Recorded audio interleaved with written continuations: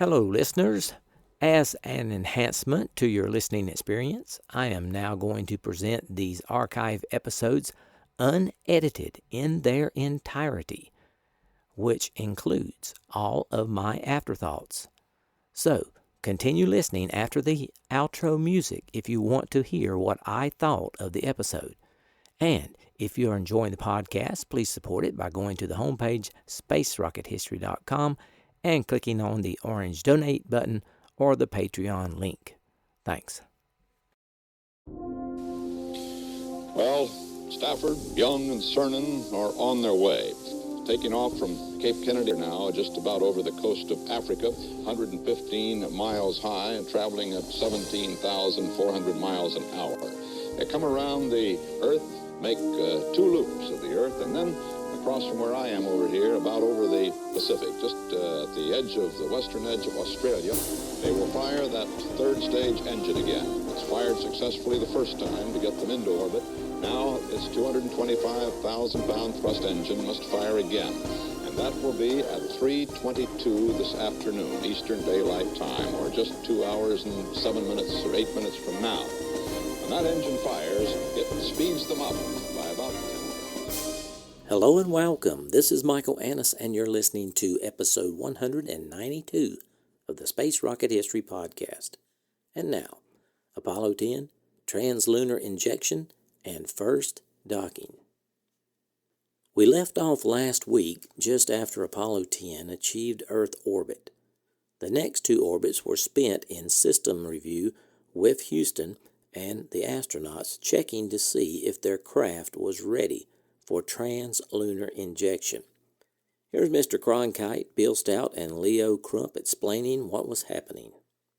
Out at Downey, California, Bill Stout and Leo Crump are prepared to tell us just what happens now in getting into that translunar flight. Gentlemen?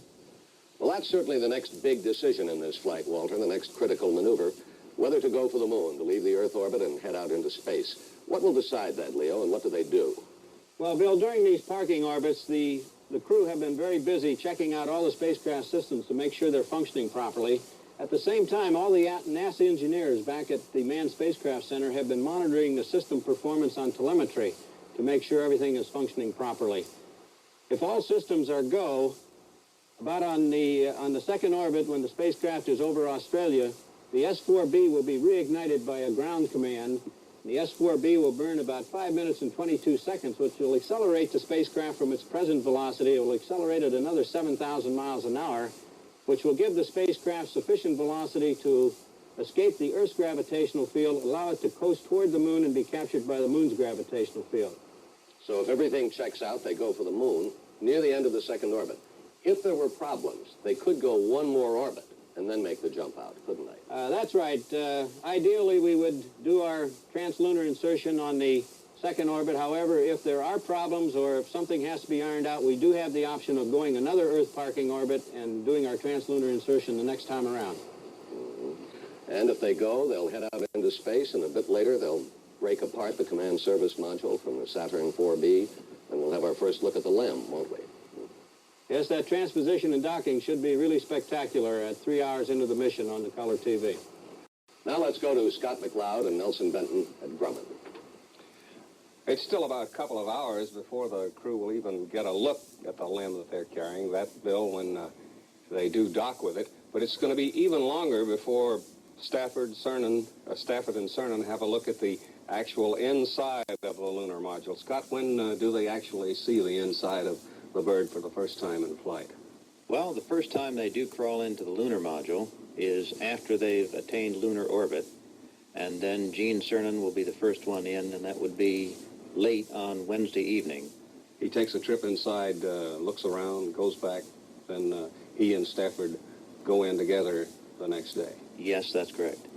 So, Walter, for right now, LEM is just riding and will be just riding for some time, just sitting waiting to be looked at. Back in Houston, Flight Director Lunny checked with his men at the monitors in the control room, and they all voted to fire for translunar injection. Now I want to play a clip of the CBS correspondents explaining what the astronauts were expected to experience during the translunar injection burn. Bill Stout and Leo Krupp, the test engineer at North American Rockwell in Downey, California, can tell us what's going to happen as they fire off this third stage engine and go into translunar trajectory. Gentlemen? Walter, Leo was just telling me that even though they're hurtling through space and have been weightless for a time, that firing you talk about is going to make quite a change in the feeling inside the cabin. What'll it be like, Leo? Well, Bill, for the last 2.5 hours, the crew has been in a weightless or zero-G condition. And as soon as they ignite the S-4B, or the S-4B is ignited by the ground signal, they will experience an acceleration, which will be just like you're sitting in your chair right now, about a 1G acceleration. So for 5 minutes and 22 seconds while the S-4B is firing, they will be back in almost an Earth environment again in the cabin. As soon as the thrust is terminated, however, they'll go right back into the zero-G or the weightless condition. And they will be in this condition then for the rest of the trip to the moon, except for the short periods when they may be firing their thrusters for mid-course corrections. But in effect, it's a return to that feeling of gravity, almost a return to Earth for a moment there. For about 5 minutes and 22 seconds, they'll be back to approximately a 1G condition. Now, as soon as the burn is completed, Tom Stafford is going to swap seats with John Young. John Young right now is in the center couch, and Tom Stafford is in the left couch. And he'll do almost all the flying from here on in this mission, right? That's right. Walter? At T plus 2 hours 33 minutes, the S-4B stage was ignited once again. Here's the clip. Booster engineer says the Saturn is go. Right on time. Roger, copy.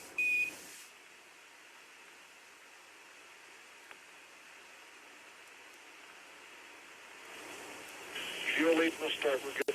Acceleration. Roger. Light on. Roger. We're burning. Roger, burning. We're on the way. Roger, we confirm. That's it. The third stage fired. Now if it keeps firing for 5 minutes, a little over. Houston, your S-4B looks good. Reduce that speed to Looks good. Roger.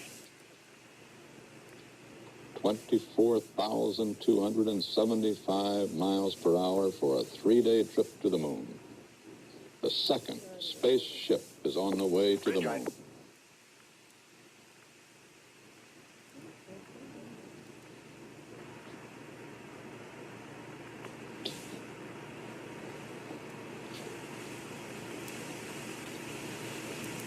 At 26,400 feet per second velocity now.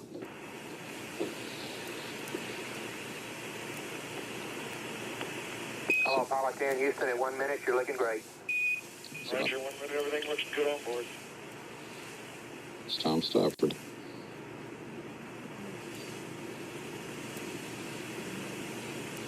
Cool, matter-of-fact voice from these skilled test pilots, now undergoing the greatest test of their career. Roger.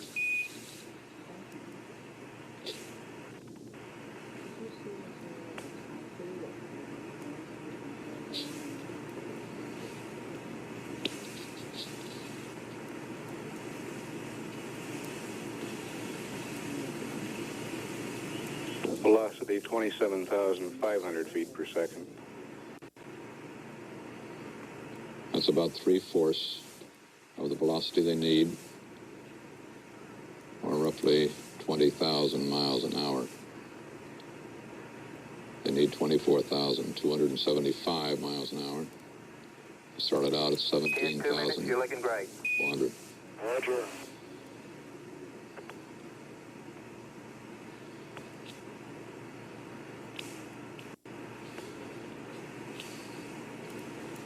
If the S-4B third stage shut down at this point, the spacecraft would continue into a high elliptical orbit around the Earth. Way to watch the sunrise.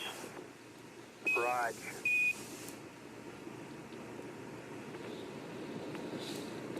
That was Gene Cernan.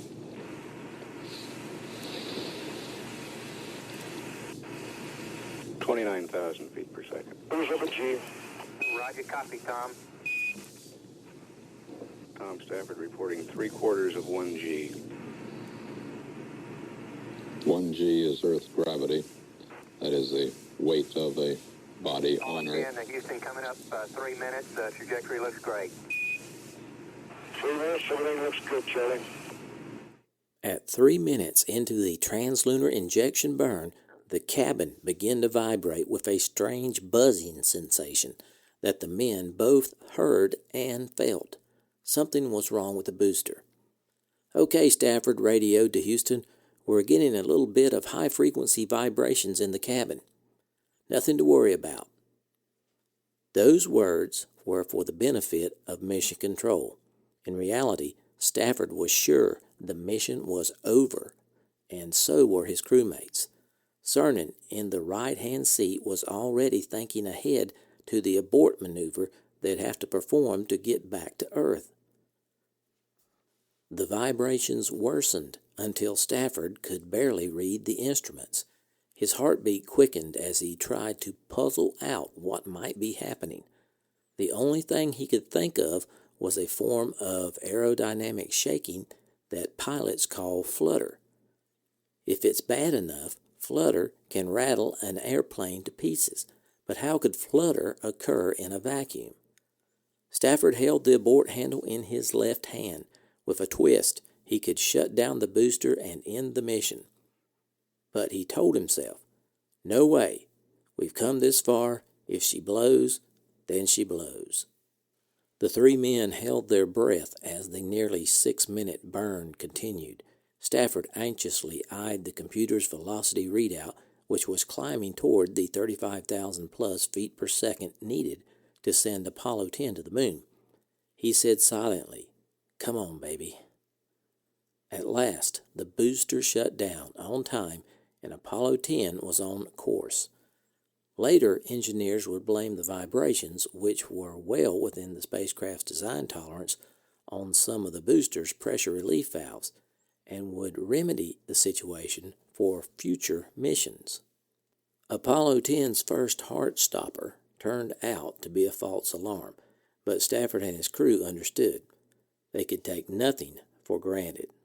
Apollo 10, Houston, we got a predicted cutoff 2 plus 39 plus 10. 2 plus 39 plus 10. Wow, right into the sun here. All right. 31,000 feet per second velocity. Present altitude 123 miles. Mighty sand go. The S-4B is looking great. All right, Houston, 10 here looks good on board. Okay, we're getting a little high frequency. Say again? We're getting some small. Understand the small yaw oscillations, 10? These high frequency vibrations. Oh, I saw.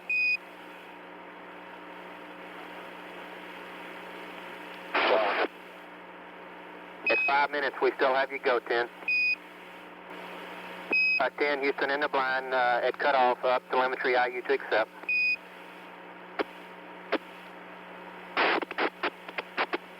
Chico! Roger, Seco. We confirm the cutoff. 8.422.1, up telemetry IU. Roger, copy. And would you believe my Delta VC reached minus 0.6?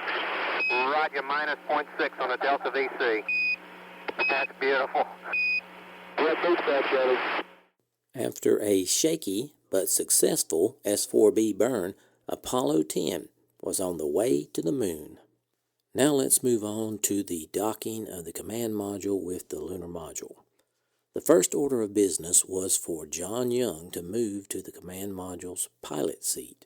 We've just heard that Young has moved from the center couch, which, as you pointed out a moment ago, Leo, was his position for the blast-off, over into the left-hand seat, into the commander's seat. There on the left where Tom Stafford sat for blast-off. Stafford's now in the center couch, and Young is over there flying the spacecraft and getting ready for the transposition and that docking.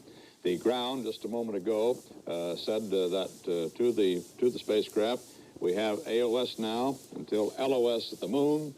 There's no backing out now. That meant that they have acquired the signal from the spacecraft to one of the three deep space network stations at either Goldstone, California, Madrid, or in Australia, and that they will now have constant communication until the spacecraft disappears on the far side of the moon on next Wednesday. At T plus 2 hours, 57 minutes, Apollo 10 was given the order to go with separation. The crew then successfully checked the thrusters on the service module that were required to control the command and service module during the transposition and docking maneuver. Next, the crew was then given the go to arm the pyrotechnic devices that would separate the command and service module from the spacecraft lunar module adapter, also known as the SLA or the SLAW. These panels had protected the lunar module up to this point. At T plus 3 hours, 2 minutes, Stafford reported to Houston that separation had been achieved. When Young pulled the command module away from the S-IVB, the crew saw the panels that had housed the lunar module drift away. After the command module was flipped around, it was 45 meters away from the third stage, about 3 times further than intended. But it would take only a little extra fuel to get back for docking. As the command module moved around, the mission controllers on the ground watched the maneuvers in living color. Now here's an edited clip of the docking. Apollo 10 is pitching around now, the guidance and control officer says. Pitching around, then we'll come back in and dock with the lunar module. Altitude now 3,580 nautical miles. Velocity is down to 25,401.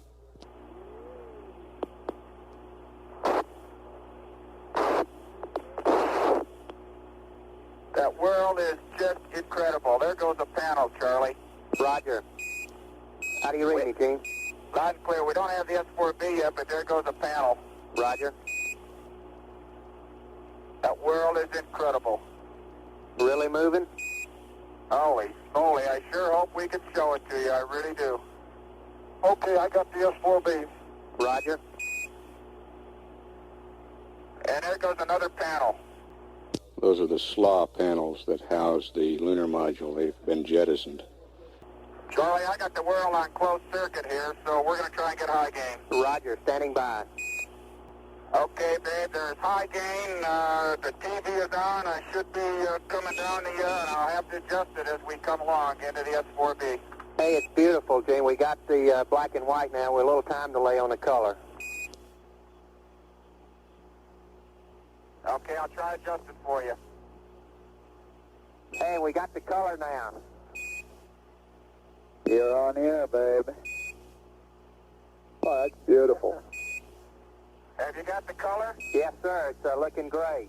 I'm sorry it's tilted a little bit. That's the best I can do with the bracket. No sweat. We got it right in the center of the screen, Gene. It looks like the sun's really bright on it. Oh, tremendously so. The sun's got the S-IVB, the limb sort of blotted out. It's so bright. Charlie, I've got it closed down all the way. Does that help any? Right in the center of the limb now, we still got a couple of real bright spots, but it's looking real good in the color. We can see the probe, the drogue. Gene, it's really looking good. It's the silver panels that are reflecting back real brightly. They're awful us right now, too. Right, the resolution is fantastic. You're drifting off just to the right a little bit. 10, Houston, you can't believe the picture we're getting. The resolution is really fantastic. I'll tell you, this monitor makes it great. Resolution? Okay, I think the color will be beautiful once we can show you the Earth. Right. 10, Houston, we'd like the Snoopy back if you could give it to us. I'll be glad to. Hey, that's looking great now, except for a couple of fingers there or something. Good resolution, that's what they were. You got your big hands in the way. Yeah, Gordo. Hey, I don't know what you did, but it's really beautiful now. Really great. We're just a little closer. Yeah. Hey, the color's great, Gene. How's that for the front porch? Oh, boy, that's beautiful. Hey, what's that guy doing on the front porch? That's a green man, Gordo. John estimates 50 feet close. Roger. That was Gordon Cooper. He and Charlie Duke are both on the Capcom console. And that orange platform is the front porch. Charlie, we can't be more than about 5-10 feet away. Roger. 10 is looking real stable to us. We show you closing slightly. Be docked in a second, I hope. Roger. 10, Houston, you're looking good. We can see the markings in a rendezvous with it. It looks like you just docked. Roger, you got a capture. You haven't fired yet. Roger. Gene, we can read the numbers on the limb docking window. Snap, snap, and we're there. Got 2 grays. Roger. You saw the docking, Charlie. We didn't get any master alarm. Everything looks snug. Roger. Didn't look like there was any, hardly any post-docking oscillations. Yep. Okay, pyro's coming off. Roger. 10, that's a great picture of the quad. I'll try and take you on a quick tour. I may have to hold you up for a little bit here.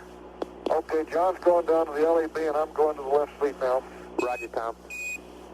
One note from the docking: the estimated distance at the command module's turnaround was reported to have been 150 feet instead of the intended 50 feet. Crew procedures for this maneuver were based on those for the Apollo 9 and were executed properly. However, a reduced S-IVB weight from Apollo 9 and the fact that some +X translation velocity remained when an attempt was made to null the separation rate probably resulted in the increased separation distance. The crew compensated correctly and there was no impact on the mission. With the lunar module still attached to the S-IVB third stage and the command module still attached to the lunar module, the next maneuver was spacecraft ejection. Here's the clip. Hello, Apollo 10, Houston. The S-IVB's getting ready to do an auxiliary hydraulic pump cycling, which you may feel, and we'll have a non-propulsive vent in a few minutes also. Okay. Roger. I'd reckon that possibly 10, latches 10, 3, and 4 are probably going to be one-shot cockers from the position of the bungee, but they all are automatically made. Roger, we copy, John. That was Young, indicating all latches were engaged solidly. Hello, Houston, Apollo 10. Go ahead, Tom. Okay. When we pressurized the limb, the mylar all blew out of the tunnel hatch there, and we got a spacecraft that's got Boku insulation in it here. It looks like it didn't leave a big enough hole. Just like the same way when the limb orbit tunnel insulation used to blow out. Roger, copy. You lost every bit of the mylar on the backside of the hatch? Not every bit, but a whole bunch of it. Just a little of it, Charlie. Okay. But of course they do away with it on 107 sub. Okay. You got lots of pieces floating around? Well, a few. Okay. Just a little snow. When the lunar module cabin was first depressurized, the thermal coating on the command module hatch came off in pieces. The insulation blanket vent holes were plugged, producing the damage. One possibility is that the pre-flight baking of the hatch at 900 degrees Fahrenheit for 15 hours weakened the insulation to the extent that internal pieces of insulation broke loose and plugged the holes during tunnel depressurization. The maneuver continues. Hello, Apollo 10, Houston. We still show the EDS power on and the EDS breakers closed. Would you turn the power off and open the breakers if you got a second? Okay, power coming off. Hello, Houston. This is 10. We've got the logic on and we're standby for your go for power arm. Roger, standby. You have our go for power arm, 10. Okay, powers are coming up and on. Roger. Ken, Houston, the S-4B is still venting non-propulsively. We have TV coming up again right now. Command module, service module, and the LEM have just separated from the S-4B. Houston, we're maneuvering around right now. Require the S-4B going into step attitude. Roger. Okay, Houston, we can see the 4B now. Roger. Out of which window, Tom? John's looking at it out the hatch window. Roger. With the command and service module and the lunar module separated from the S-4B, it was now time to begin the coast to the moon.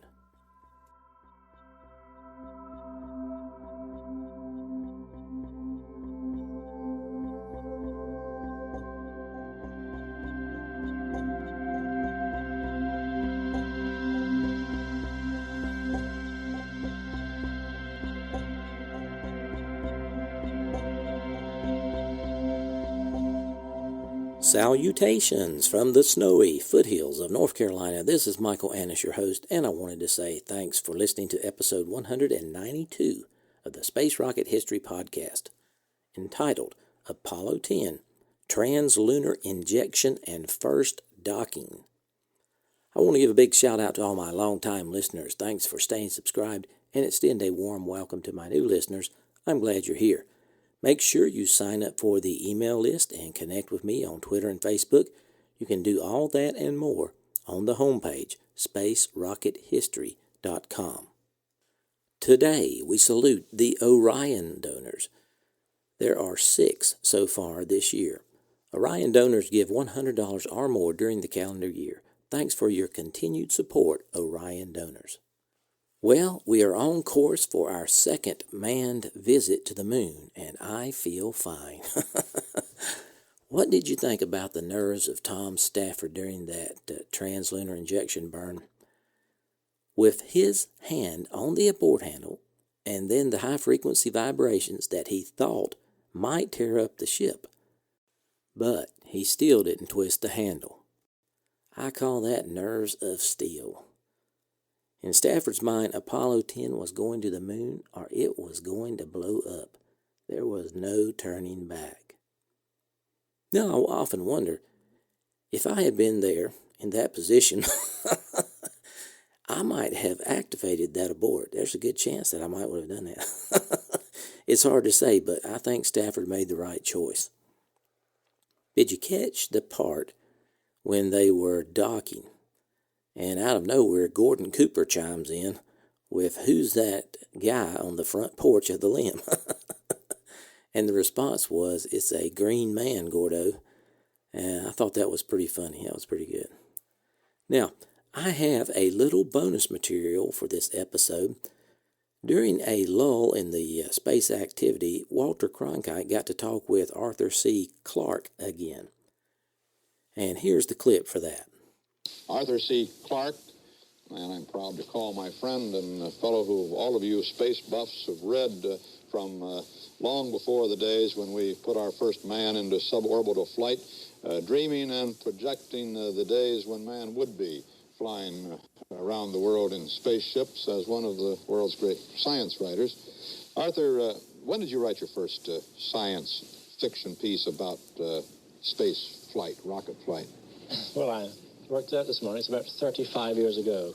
35 years ago. I think I sold my first articles on space flight around about 1936. Now, I've heard you fellows who do this and do it so brilliantly talk about some of the art in your craft and some of your fellow colleagues who write it. And I know that you consider that there are sort of rules of the game, an ethical rule that for good science fiction, it's got to be scientifically possible and scientifically accurate. Well, as here you're getting the old argument of what is the difference between science fiction and fantasy, and no one's ever decided exactly where the dividing line is, because even things which at one time seemed to be fantasy have become science fiction. I've got a sort of working definition that if it could possibly happen, then it's science fiction. If it couldn't possibly happen, then it's fantasy. Perhaps the best known example of fantasy is Tolkien, The Lord of the Rings. They're really fairy tales. But if it's science fiction, it must have a basis in known fact or extrapolated possible facts. Well, how can you say what are facts, though, Arthur? It seems to me that man has to project his knowledge beyond what he even knows today. I mean, we say that something is possible, but that's only because it's possible within our own ken at this moment. That's true. The outer limits we can never be sure of, but one can look ahead of what we're doing now and say, well, obviously, if you've done this, then in a few years we'll be able to do so-and-so. And this is the position of spaceflight 10 or 20 years ago. The theoretical basis was there. We knew it was only a matter of time that if these ideas were exploited, that we could go to the moon and the planets. And now we're seeing the proof of this. Speaking of going to the planets beyond the moon, we are now quite sure, thanks to our unmanned tours of the moon with Surveyor and lunar orbiters and the Russians experience in their unmanned flights, and now man has eyeballed it with Frank Borman's Apollo 8 flight, and these fellows will on Wednesday.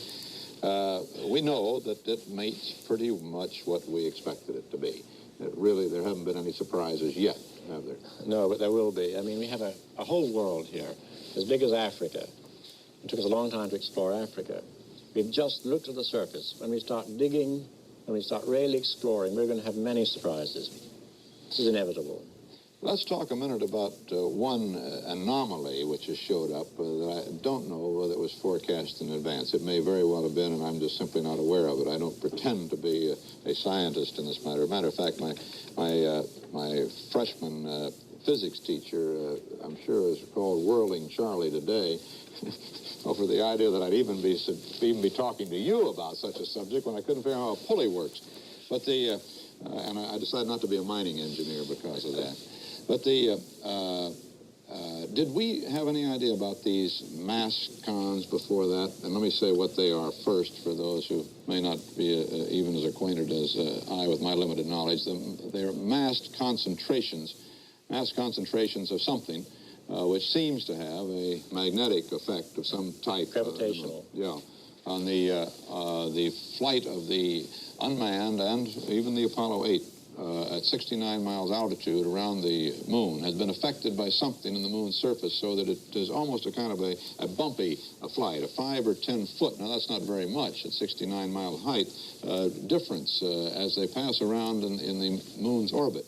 And the theory is that these are masses of something below the surface, possibly iron deposits, I gather, brought there either by residue in the seas, if they were seas, or perhaps meteorites impacting on the moon, burying themselves, that are causing a magnetic effect of some kind. I gather as if you were walking with lead shoes or steel shoes across a surface that had magnets in it. Is that the idea? Well, it's not actually a magnetic effect. It's a gravity effect. And in the spaceship, you wouldn't feel anything. But in fact, when you analyze the orbit of the spacecraft, you find that instead of being a perfectly smooth ellipse, there are these slight deviations which are important from the navigational point of view, obviously, and therefore we have to analyze them.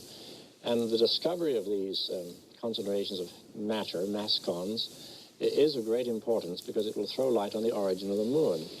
And the same things occur on the Earth. For instance, the Earth's gravitational field is not absolutely uniform.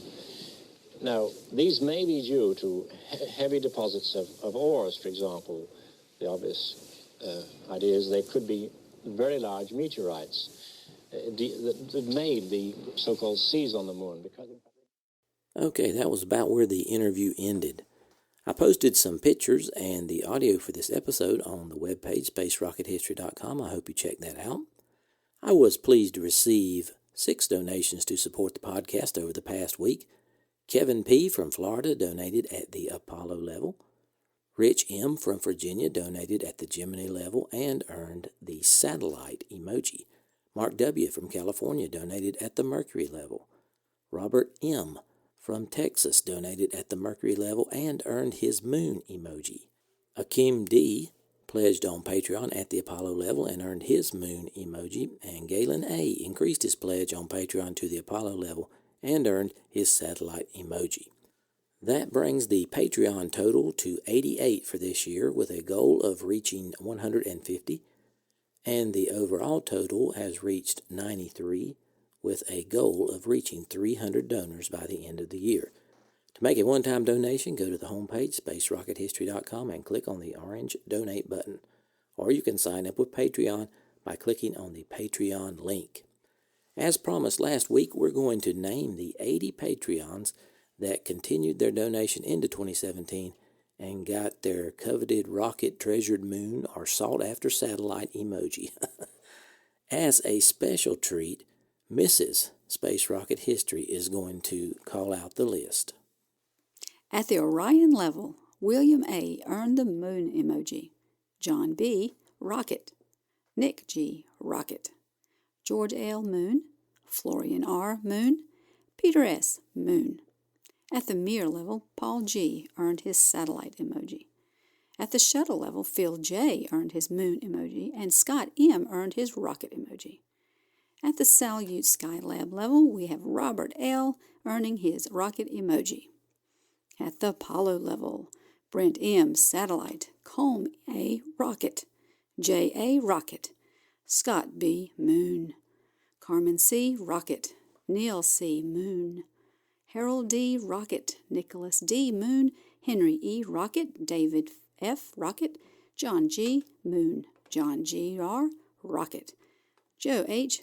Rocket, Eric H. Moon, Johan L. Moon, Justin M. Rocket, Joe P. Rocket, Karsten P. Moon, Andrew R. Rocket, Guido T. Satellite, Dane U. Moon, P.J. Ward Rocket, Tyler W. Rocket, and Henry Z. Rocket. At the Gemini level, we have Greg B. earning his moon emoji, Alan C. Satellite, Andre I. Rocket, R. Richard L. Rocket, Brandon W. Rocket, and Simeon N. Rocket.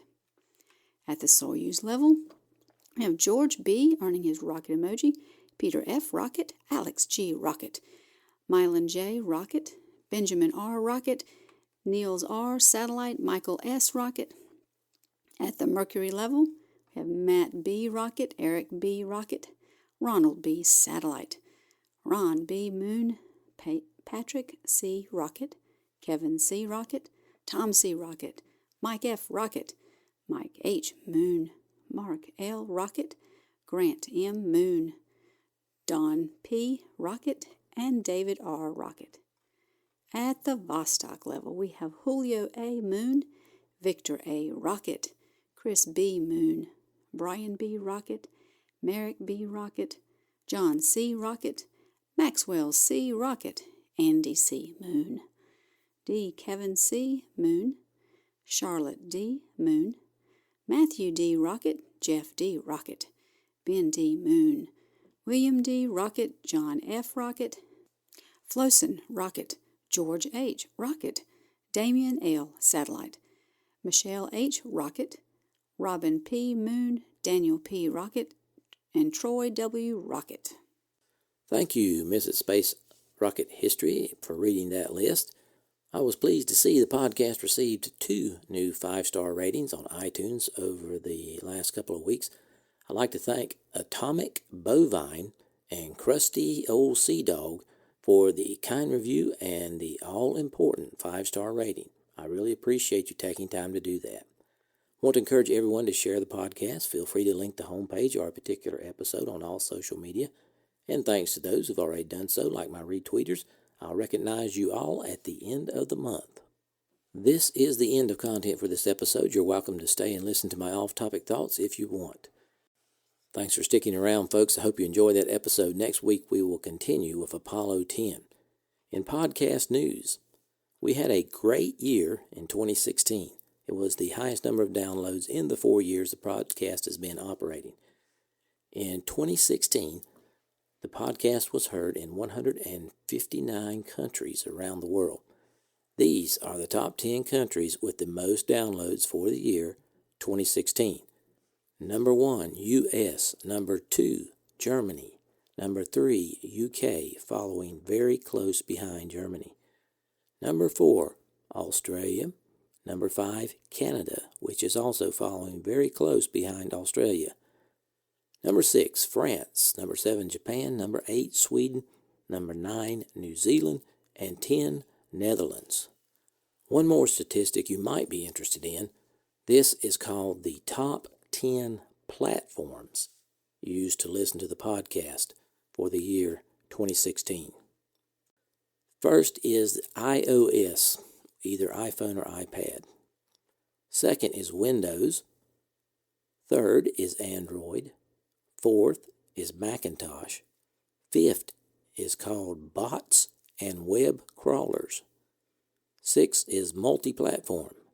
7 is Linux. 8 is Symbian. 9 is Chromebook OS. And 10 is BlackBerry. Okay, last week I mentioned that the podcast is approaching a major milestone. I don't want to say what it is until we reach it, but this week it got a lot closer. If you're following on Twitter or Facebook, you will be the first to find out what it is. So go to the homepage and click on the Twitter or Facebook links to follow. That's all I want to say about it right now. Okay, that's about all the time I have for this week. I will try to get episode 193 up by next Thursday. So long for now.